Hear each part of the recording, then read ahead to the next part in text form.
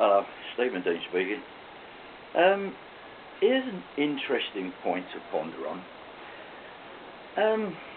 A little while back I came across some information about the origin of numbers.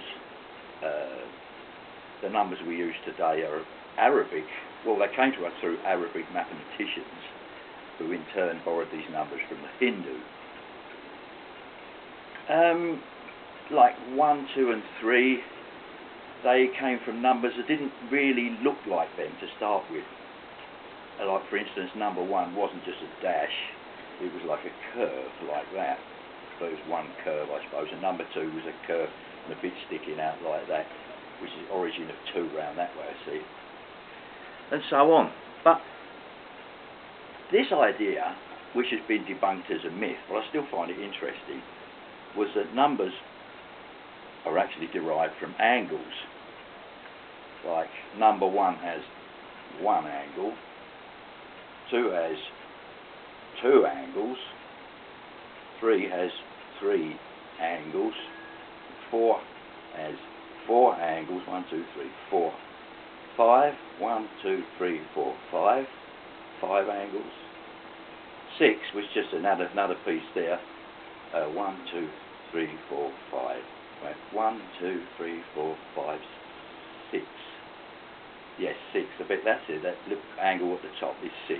And 7 is like 7, just like the 7 as we see it, or turn it around that way, I suppose, looking at it that way. 7 would be a dash there and another dash there, so it's 1, 2, 3, 4, 5, 6, 7 because of the foot on it, one like that.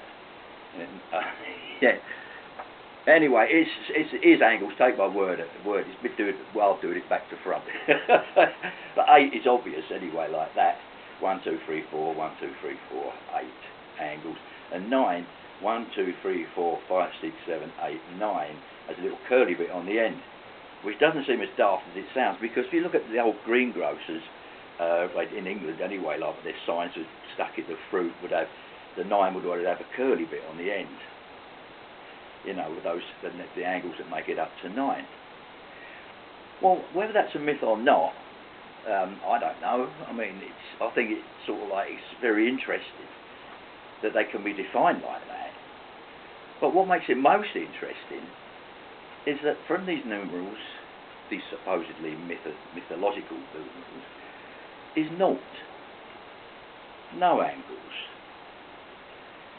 Now, given like people say that the origins of the Earth can be figured out by sacred geometry, I find that very interesting.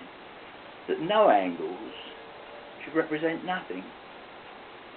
Because everything we see around us, everything we can see anyway in the shape of form, is made up of angles. Sacred geometry. Yes. And to signify reality, where there are no angles, is a naught. Because a naught has no angles. Naught. Nothing. No thing. I don't suppose it's rocket science, but the truth is often in simplicity. I mean, what's more simple than oneness? And that 0 indicates that. Nothing. All else is just angles.